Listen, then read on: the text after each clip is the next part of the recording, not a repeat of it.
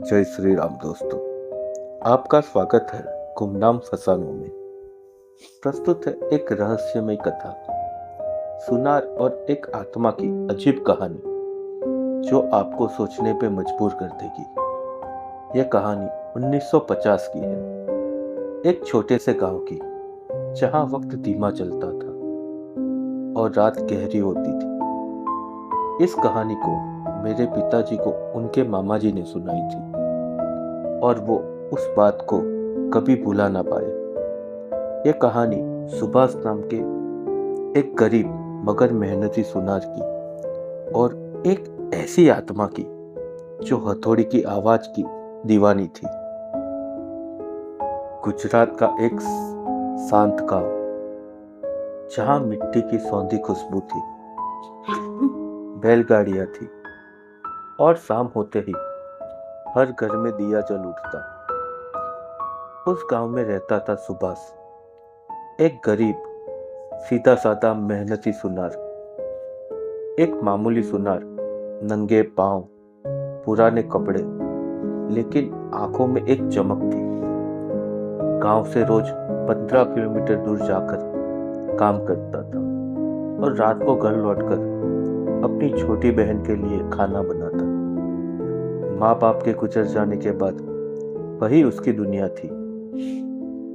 सुभाष का सपना था कि अपनी बहन की शादी किसी अच्छे घर में करना और अपनी खुद की सुनार की दुकान खोलना।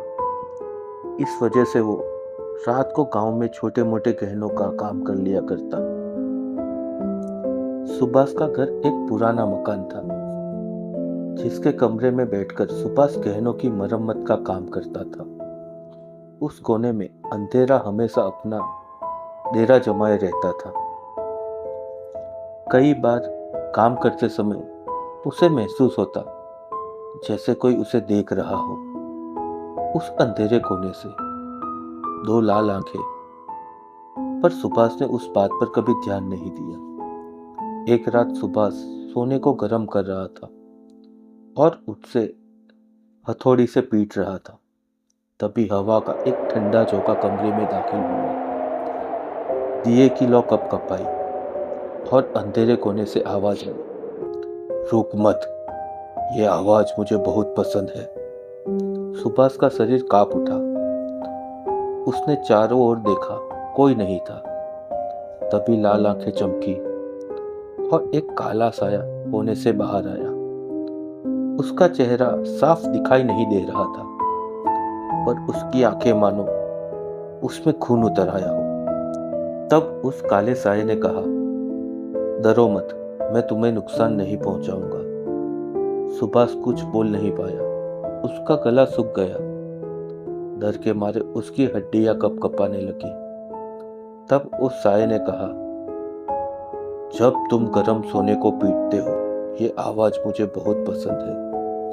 क्या ये काम तुम हर रात कर सकते हो? कांपते हुए सुभाष ने कहा, मुझे रोज काम नहीं मिलता। मैं एक गरीब सुनार हूँ, जो थोड़ा बहुत गांव में गहनों की मरम्मत का काम मिलता है वो मैं करता हूँ। थोड़ी देर साया शांति से सुभाष को देखता रहा, फिर बोला, मैं तुम्हें रोज सोना दूंगा, लेकिन मेरी एक शर्त है। ये रहस्य तुम किसी को बता नहीं सकते। अगर किसी को बताया, वो दिन तुम्हारी जिंदगी का आखिरी दिन होगा। डर और लालच के बीच फंसे सुभाष ने हामी भर दी। उस रात के बाद हर रात सुभाष को घर के अंधेरे कोने में थोड़ा शुद्ध सोना मिल जाता। वो रात में उसे गहनों में डालकर दिन में शहर जाकर बेच देता और धीरे धीरे उसका जीवन बदलने लगा। सुभाष ने अपनी बहन की शादी अच्छे और अमीर घर में कर दी। फिर सुभाष की खुद की भी शादी हो गई। कुछ सालों में वो 2 बेटे और एक बेटी का पिता बन गया। उसी पुरानी खंडर की जगह अब एक सुंदर 2 मंजिला मकान बन गया था। अब वो खुद एक दुकान का मालिक बन गया था। लोग उसकी तरक्की से आश्चर्यचकित थे। लेकिन कोई नहीं जानता था कि उसकी किस्मत या असली राज क्या था। कुछ सालों के बाद उसका एक दोस्त जो पैसे कमाने मुंबई चला गया था, वो वापस अपने गांव आया था। सुभाष ने उसे अपने घर निमंत्रण दिया। उसने अपने दोस्त की अच्छी तरह से खातिरदारी की। उस रात दोनों देर तक बैठकर बातें करते रहे और शराब पीते रहे थे।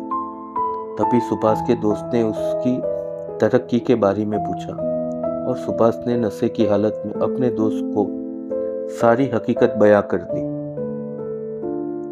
सुभाष का दोस्त ये बात सुनकर चौंक उठा, लेकिन सुभाष ने इसको मजाक उड़ाते हुए कहा, अब मुझे इस बात का कोई फर्क नहीं पड़ता।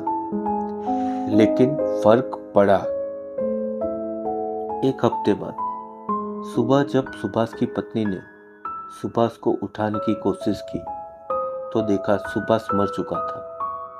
उसके चेहरे पे या उसके शरीर पे कोई चोट के निशान नहीं थे, पर आंखें खुली थी, जैसे मौत से पहले कुछ भयानक खौफनाक चीज देख ली हो।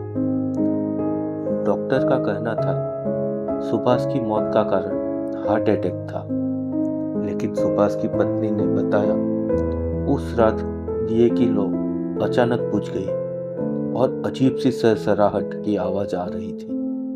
कहते हैं आज भी उस कमरे में हथौड़ी पीटने की हल्की आवाज आती है।